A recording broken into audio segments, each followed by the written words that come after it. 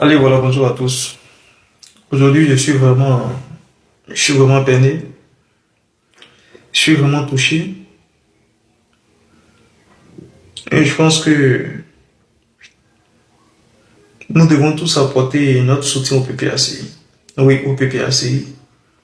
Vous l'aurez constaté, hein, depuis hier, j'ai changé ma photo de profil pour, pour mettre celle de Kone Gbagbo.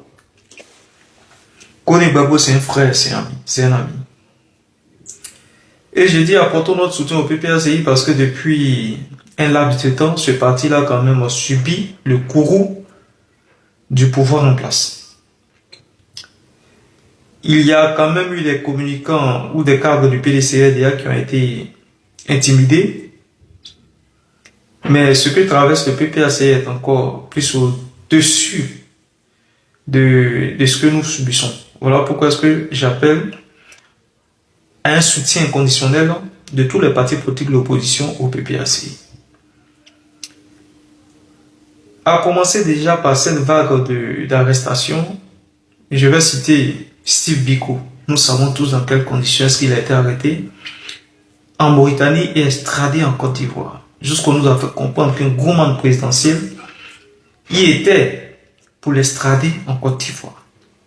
Cela témoigne combien de fois le gouvernement mène des efforts pour restreindre la liberté d'expression, pour ne plus qu'aucun communicant ne s'exprime pour apporter son soutien à son leader ou pour critiquer la mauvaise gestion qui se fait au niveau de la Côte d'Ivoire.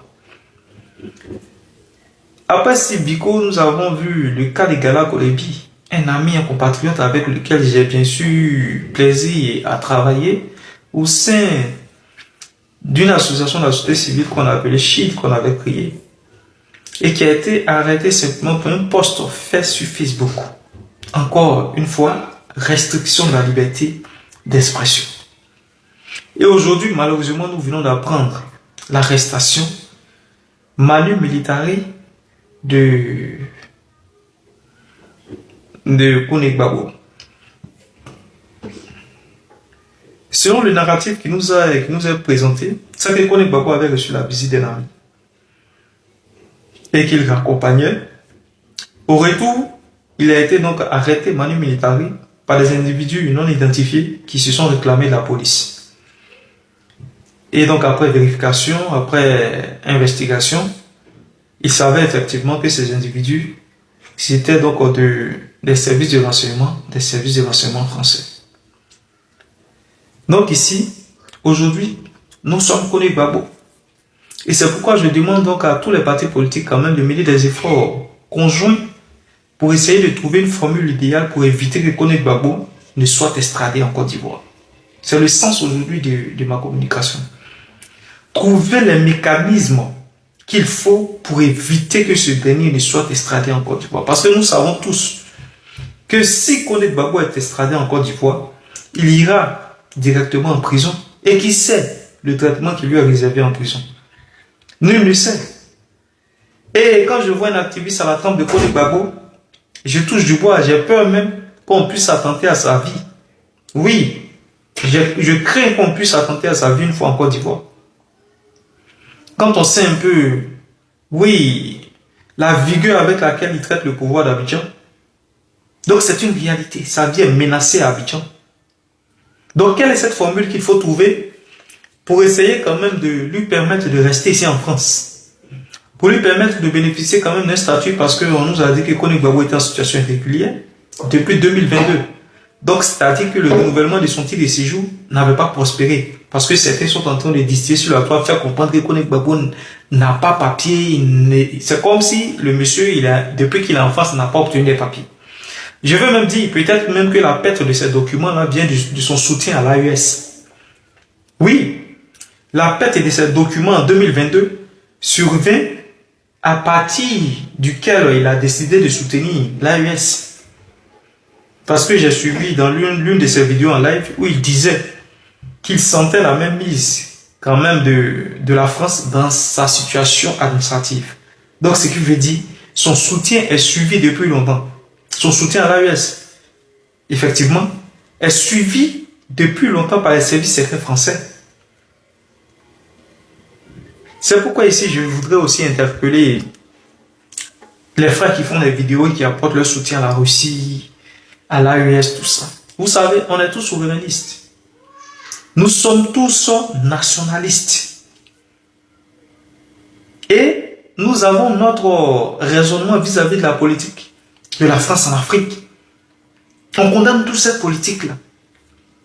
Mais il faut la faire de manière stratégique. Parce que quand tu es sur un territoire, il faut éviter d'aller à l'encontre des intérêts de ce territoire-là.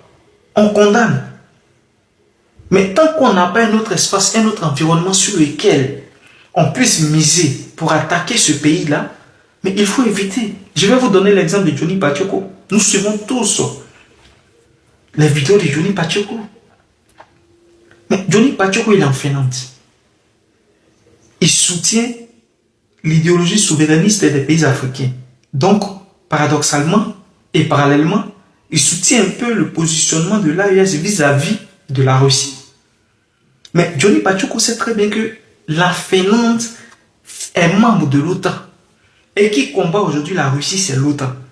Mais est-ce qu'une fois dans les vidéos de Johnny Pacheco, on a une fois entendu Johnny Pacheco attaquer le gouvernement finlandais? Ou Johnny Pacheco critiquer le gouvernement finlandais? Ou même Johnny Pacheco s'immiscer dans la politique finlandaise? Pas qu'il n'y a pas des choses à dire. Mais aujourd'hui, c'est la Finlande qui lui préserve la sécurité, qui lui donne cette sécurité-là. Mais quand on va présenter les vidéos de Johnny Pacheco aux autorités finlandaises, mais il n'y a que l'apologie de la Finlande qu'il fait. Il n'y a que les éloges de la Finlande qu'il fait. Mais aucunement, Johnny Pacheco n'est considéré comme une menace pour la Finlande. Donc, ils ne peuvent aucunement l'extrader en Côte d'Ivoire. Ils ne peuvent pas l'extrader en Côte d'Ivoire. Voilà pourquoi j'avais interpellé les amis ici. Nous sommes en France. On peut exporter notre soutien à l'AES, mais sans toutefois occulter la France. Parce qu'aujourd'hui, nos sécurités, c'est la France qui l'assume. Et aujourd'hui, la France est tellement acculée, comme le disait Pacheco, elle n'a plus d'oreilles. La France n'a plus d'oreilles. Donc, il faut faire très attention. Et moi, où j'ai commencé à prendre conscience, parce qu'auparavant, je faisais aussi des vidéos à caractère géopolitique. Hein. Oui, je faisais des vidéos pour ceux qui ont commencé à me suivre depuis très longtemps. Je faisais des vidéos à caractère géopolitique où je me prononçais, je donnais mon avis sur l'avancée de la crise russo-ukrainienne. Et j'étais plus en faveur de la Russie.